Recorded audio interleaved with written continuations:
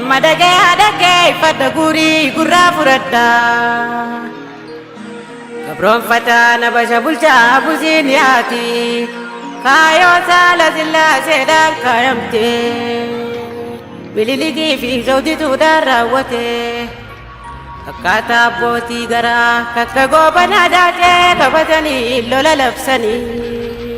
Harma mura anole harma murani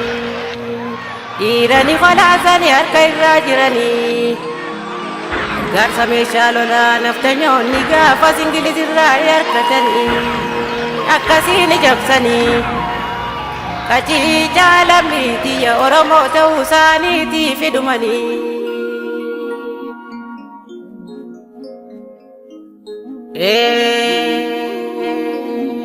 Arsi jabsinaan onaitu afran kalot dabrani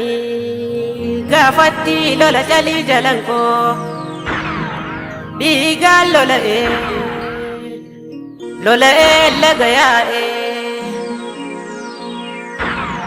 Lafeelee dirree murti guutoo Callaa lafa jiiftu ija xiyyaaniin arke Way wallee nama awwaaluunis dibdee Dhiiga isaanii nuti gumaa fudhanne Namu warra biluun kafalanne Waa garii du'aa fita Garii turaatu fita Jennee jallifne malee dhaamsa abboon daganne Usanii maante teenye walitti naraaramne Waan hojjidduun dhumne qacii jaalamniitiyya hijaan gaafa saniiti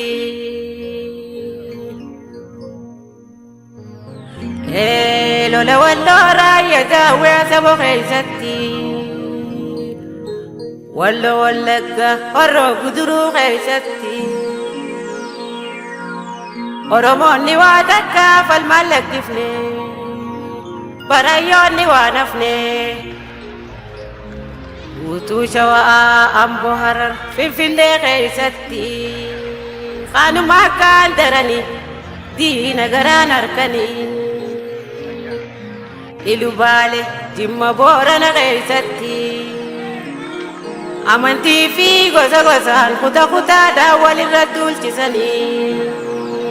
Seenaan abboorraa dhageenyiin gadda Eegaa kunoo hammeenya nu dhaalchisanii Hayila Sillaaseelleen daalmaya mililikirraa argate Waggaa 44 bulche gabroonfateeti Dheedhii fi bilchoo qabanii Gabbaran biyyuma isaanii irratti Eenyuma shummatanii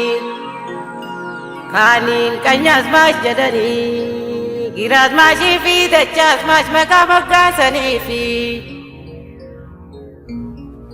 Bitooraarii baalaan baratilleen hin hafne Dhufaa dabraa waa takka kophaan bulchine Alagaa jalamaa jajeetanii Ifuma xiqqeessitanii Kachii jaalamniitiyya waan dabrarraan bartanii Bifa jijjiirratee dhufe gabroonfataan ajaa'ibaati Bara 1967 haga 83 Dhiigaan qaama dhiqatan Dhala namaa fitanii Kumaatama caala duguugan Oromiyaa keessatti Takka takkaanii yaadan Gootota meeqa dhabne lixaan argee jarjartirroo keessatti Gaarri mul'ataan hafte Oborraa dadar dirree dhawaa keessatti 44 caala gatan boolla takkatti Seenaan yaadattume Kachii jaalamniitiyya manguddoo afran qallooti Meeqa ija nu dhaamsan fadis bakkoo keessatti Arti maayaa nafne Shariif Kaalii damarree isa keessatti Naasuu takka maleetti bineensa nyaachisanii Isaaniifis waan hafne har'a galata Rabbii Kaaniis biyya baanii cinaan isaanii qajeelcha lammiitii yamana jiranii. Torbaatamii torba baranuu gaddaati amma ta'ulee gaafa diigaa mana jireenyaati. Laangee qartaa watar magaalaa keessatti haadha abbaa yaamanii obboleettii baasanii irra ililchiisanii fitan isaan duratti. Siida dhaabuu qabnaafi qajeelcha lammiitii waan yaadannoo ta'uufi. Gaala gadoon deessanii maanqaalee dadkeessanii.